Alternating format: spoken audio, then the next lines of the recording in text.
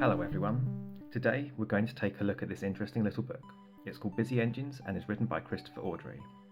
As you can tell, it has TV series style illustrations. However, the cover looks rather like a Railway Series volume. Before we have a look at the contents, let's have a quick look at the series it comes from, the Thomas Picture Changing Books. The other night I was having a little look through the wiki of books written by Wilbert or Christopher Awdry that I'm missing from my collection, and I found a series I'd never heard of before. It was the Thomas Changing Picture book series, and I was intrigued right away. I had a quick scout online and found a copy of one of the series for sale for about £3. It's an interesting little book for quite a few reasons. First, it seems that very little is known about the series. The wiki lists the 4 known books: Weather, Silly Engines, Nighttime, and this one, Busy Engines, but it is possible there are further books. The wiki page was only created recently, so it seems the series was forgotten about for some time. This book came out in 1994 and does not even have a picture of its English language cover on the wiki yet, just the Japanese and German versions. There is very little detail on the contents of the books, and the wiki also doesn't state what the changing picture function is either. 2 of the books, Weather and Silly Engines, seem to have been prizes for drawings printed in a Thomas magazine. My one has a price on the back, so it's possible some or all had releases in shops as well. As a sign of how little remembered they are, there are not even good images of the covers on the wiki yet.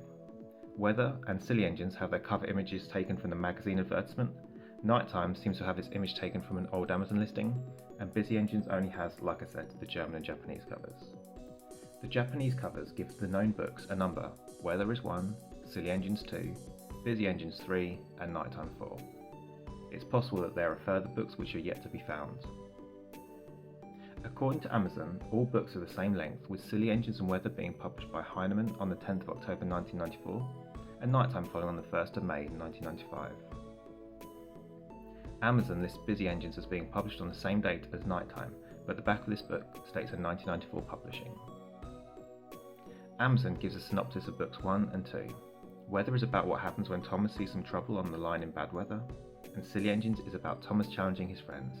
There is no synopsis online for Nighttime.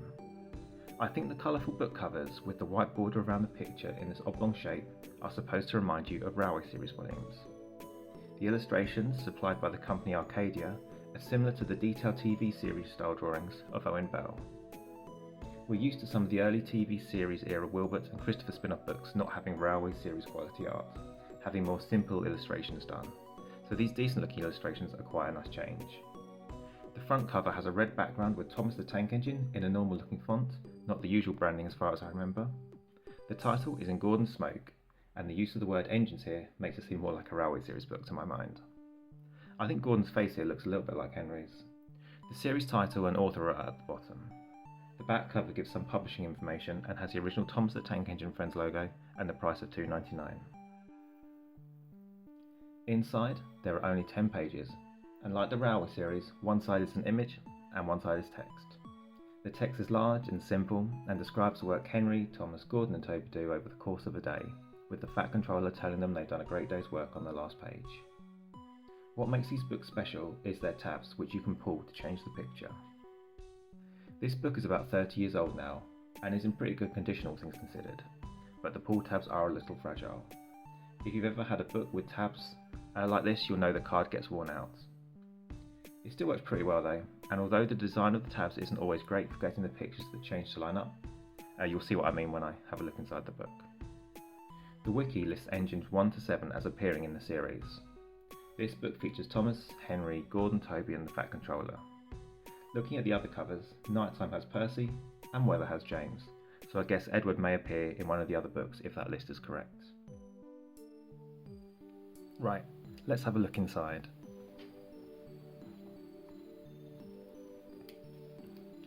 Our first page shows Henry getting ready to take the flying kipper in the early morning. This first image shows him at Tidmouth with a crane unloading a ship into his covered vans. I'm afraid this picture change is the worst functioning in the book. As you can see, the tabs are already half open. Pulling the tab though, we can see the picture change. Now Henry has reached his destination and is being unloaded. I like the fish designs on the vans and crates. They remind me of the flying kipper's appearance in the pop-up book. It looks like Henry has forgotten the brake van too. Honestly, I thought we had taken more care with the kipper after what happened before. One last thing to say is the bottom corner has a little design for the story of the page, so Henry has a crate of fish for his. Bear that in mind for the next page.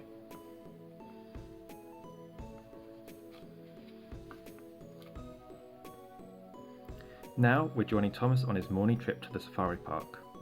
Something with rather spooky eyes is in his special wagon. Before I reveal it, I have no idea what this illustration is. Is it a bit of smoke? I think it's a mistake, to be honest. Every other page has something more specific.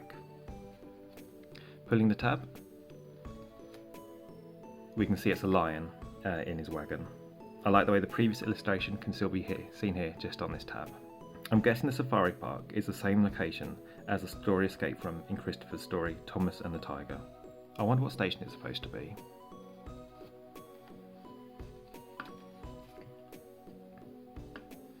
Moving on in the afternoon, and Gordon is taking a VIV rather than a VIP to Tidmouth. I wonder if the Union Jacks and the crown on his lampine has given away who it is. Here he is at Tidmouth with the old Queen. I like how she's travelled in the Railway Series liveried coaches.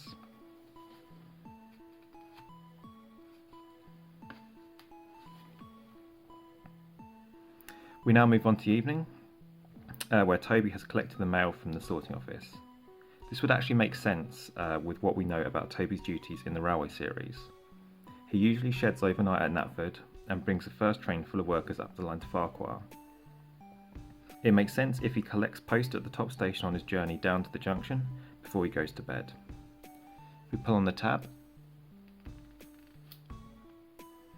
We can see Toby arriving with a yawn, and the driver in his cab is also yawning, which is a lovely little touch.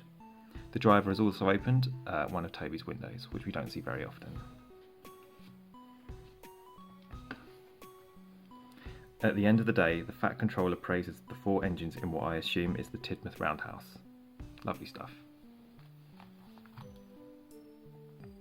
Well, that's that. I hope you like this quick look at a little book. I'm not sure if I'll be able to get my hands on any more of this series, but if I do, I'll make a video of them.